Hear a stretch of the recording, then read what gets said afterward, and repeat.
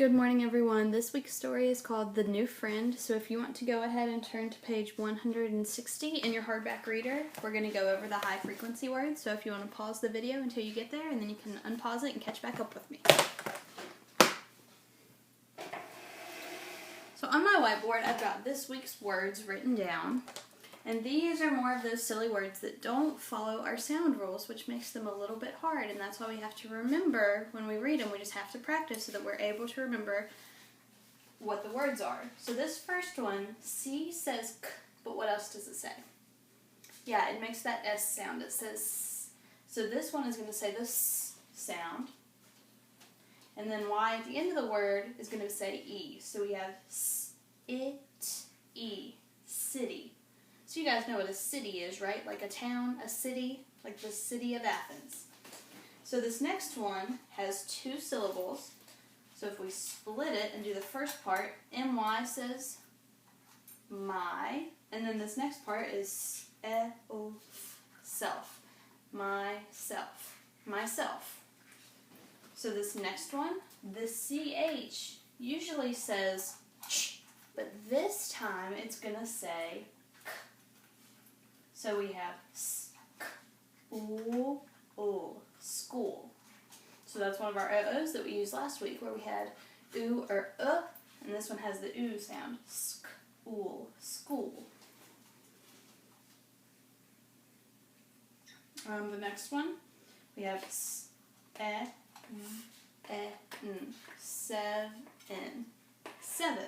It's one of our number words.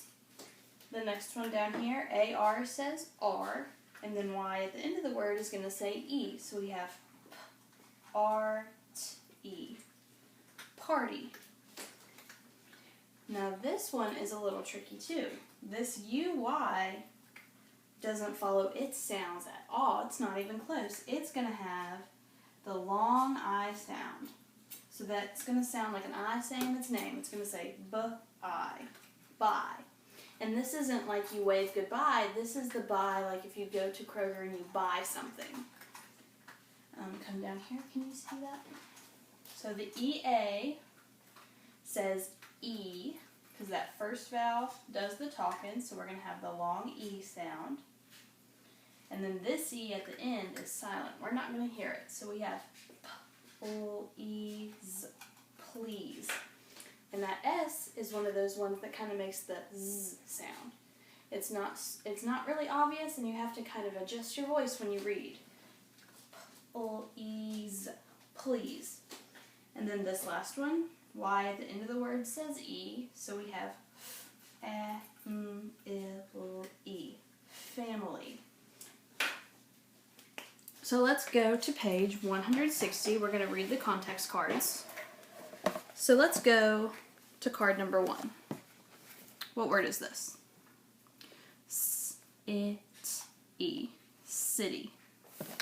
It says they moved to the city from the country. So the city is like the town that they're in, or if you're talking about city, we talked about country and how the neighbors are spread out and there's a lot of land that's open, and the country is kind of like the country is kind of like living where it's open and spread out, because like Athens is more in the country. It's not super populated, or there's not a ton of people that live there and they're not all on top of each other. Well, the city is the opposite of that. The city is more crowded, it's got more buildings, and it's a lot closer together how everybody is living and how the homes are set up. So number 2 says myself. Myself. I took the box into the house all by myself. If she did it by herself, that means she didn't have help. Myself means I did it with just me. Number 3. School. Excuse me. He met many new friends at school. School. The next one over here. Party. Party. They had a party for their new classmate. How many of you like to have birthday parties? I know I do. Let's come down here to number 5. We have 7. 7, that's our number word. She will bring 7 apples to school. This next one, that's that tricky one. We have B, and this is going to say I. Buy. She will buy a plant for her friend. So if you buy something, you purchase it. You give somebody money and you get something. Just like if you go to Kroger and you buy a candy bar. This next one is P-O-E-Z, please. Please play with us, they said. And then the next one, Family. Family. They invited the family to come in. So you guys know what your family is. These words we're going to talk about a little bit in our story as well. So I'm going to read the story, and if you want to echo read with me, you can pause it after I read, or you can let me read it and then you can read the whole thing when I'm done. So if I turn the page, we have read and comprehend. Our target skill is understanding characters. It says, remember that you can learn a lot about what story characters are like from their words and actions. Use what the characters say and do as clues. You guys remember what clues are. They're like hints. Figure out what they feel and why they act the way they do. You can list clues or text evidence on a chart. Text evidence is like what the story tells you happens. So if you use one of these charts, like we've talked about before, you can say the words that the character says, the actions or what the character does, and then how the character's feeling. And that can better help you understand the story by understanding what the characters are doing. And then our target strategy is summarizing. And you guys remember what summarizing is, don't you? I think we've covered that a little bit before. If you summarize something, that means you give like a shortened version of it. So if I read this whole story and then I want to tell you a summary, I'm not going to tell you every single thing that happens. I'm going to tell you the main parts, and that'll be it. It'll be quick. And then over here on page 163, we have preview the topic. Learning about our country. We live in the United States of America. People have come to this country from all over the world. You learn about our country at school. You can read books about our country too. What do you know about our country? You will read about a boy who moves to the United States in The New Friend. So go ahead and turn the page to page 164. Our target skill is understanding characters, so we're going to look and think about their words, their actions, and their feelings. And then our genre, or the type of story we're reading, is realistic fiction. And realistic fiction is a story that could happen in real life. So you're going to look for characters that do things that you would do. It's just regular people that do real people things. It's not like one of our fantasy stories where stuff happens that couldn't actually happen. So in a realistic fiction, you're going to look for characters that do things that real people would do, and you're going to look for events that can actually happen in real life. So meet the author. The author is the person that, you remember? Yeah, they write the story. So the author is Maria Puncel. Maria Puncel lives in Spain. She writes her books in Spanish. Many of them have been translated into English, including El Amigo Nuevo, which is The New Friend. Meet the illustrator. And the illustrator does what? Yeah, they draw the pictures and they can paint or whatever to the pictures. It's not always drawing. It might be painting or it might be photographs too. Ed Martinez. Ed Martinez grew up with a painter in the family. His father was an artist. As a boy, Mr. Martinez got started by drawing horses. Now he draws pictures for books and magazines. So come over to this page. We're going to start our story. The New Friend by Maria Puncel. Illustrations by Ed Martinez. What can you learn from someone who is from another country? Have you ever met someone from another country? Think about the things that you can learn from them, or think about the ways that maybe they're different from us. Maybe they celebrate different holidays, maybe they eat different food, maybe they dress differently. So keep that in mind as we go through our story.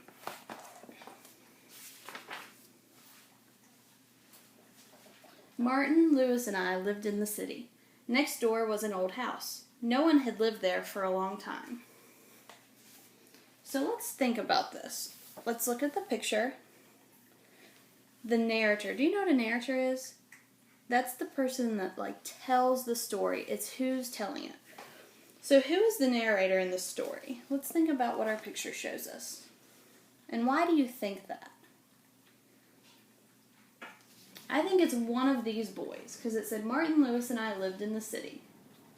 And the three boys that are standing here talking, I think one of them is going to be our narrator, but we'll have to figure out which one. One day, a work crew came with pails and brushes. They started to wash and paint the empty house.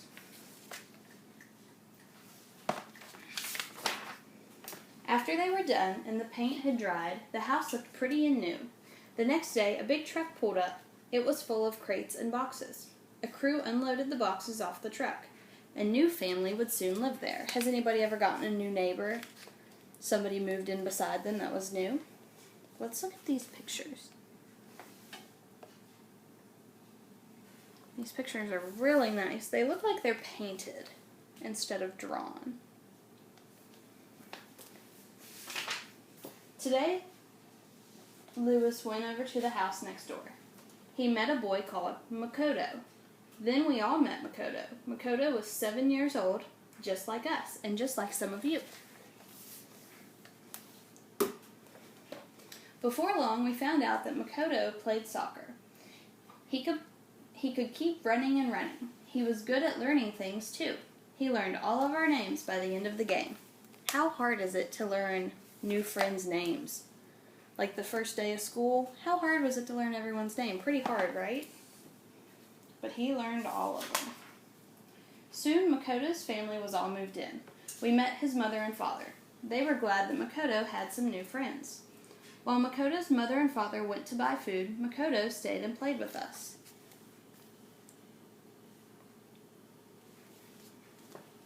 Do you think Makoto was excited that the boys wanted to be friends with him? How do you think he felt about moving to a new town? Do you think that was probably hard for him? Maybe he was scared or nervous that he wouldn't make friends? When Makoto's mother and father rejoined us, Martin, Makoto, and I helped them carry bags into the house. Makoto said he would show us around his house. Then we went up to look at Makoto's room. Makoto still had lots of boxes to unpack. He had some nice toys and kites. He said that on the next windy day, we could bring his kites outside and fly them. He said I could fly a kite by myself. So there's our word myself. That means he could do it. It was just going to be him flying it. He didn't need any help.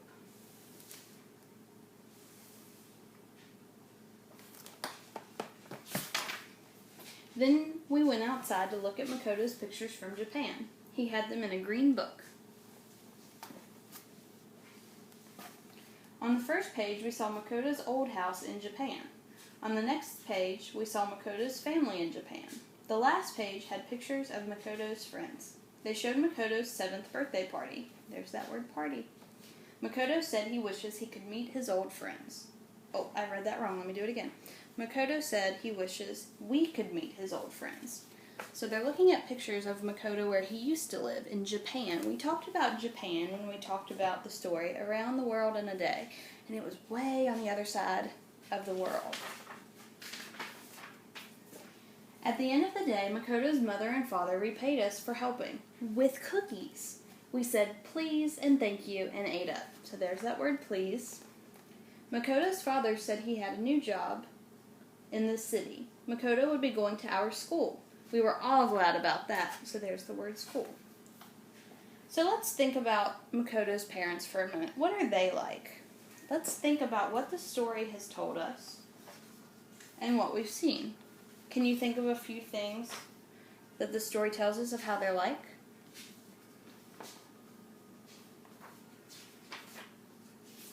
Do you know?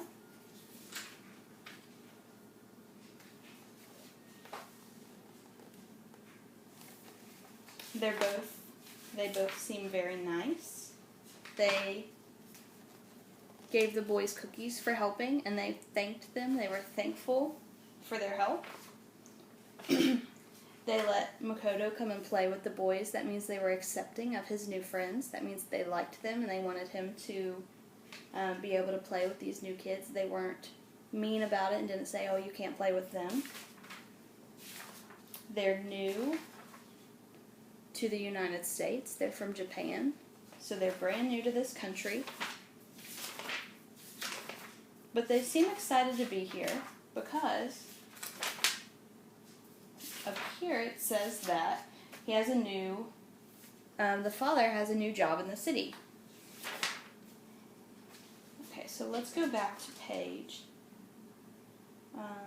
180. This page. It says, "We said goodbye to Makoto and his mother and father. Then we went home to our families. We were glad to have a new friend next door." So were the boys very accepting of their new friend? Yeah, they were. And he was different. He was from a different country, and maybe the foods that they ate were different. Maybe he spoke differently.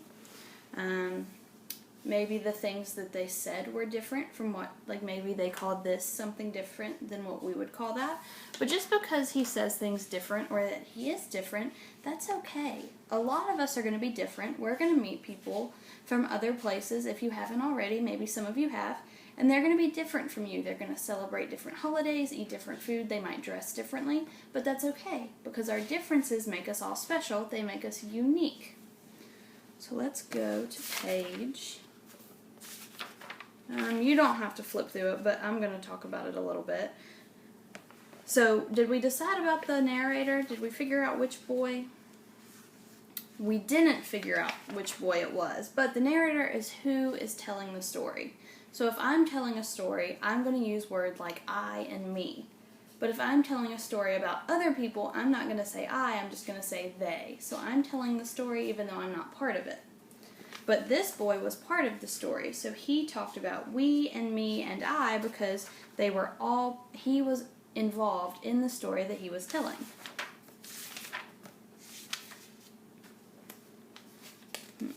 So what can you learn from someone who is from another country? We talked about a few of them. What do you think that the boys learned from Makoto?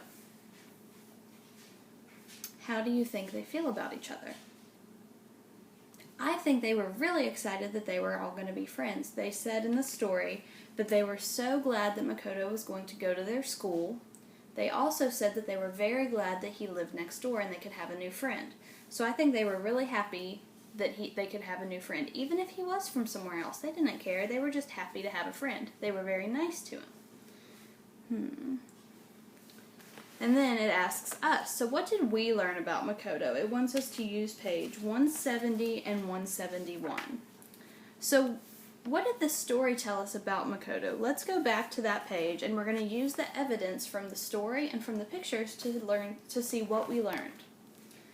So on this page, what were some things they told us? Do you remember? Let's think about them for a minute, and then I'll talk about them.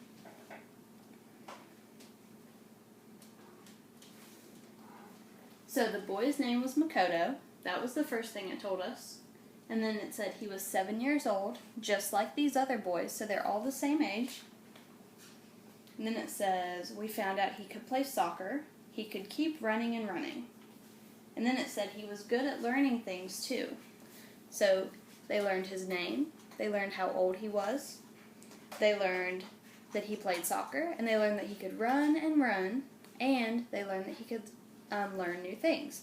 So the story will tell us a lot about the characters, and even though when we read it the first time we might not think it's that important, it's actually really important to help us understand the story and the characters that are in the story. So I want you guys to keep practicing the high frequency words. Miss Barr has uploaded the assignment onto Class Dojo, and when you're finished, take a picture of it and send it to her. Bye guys.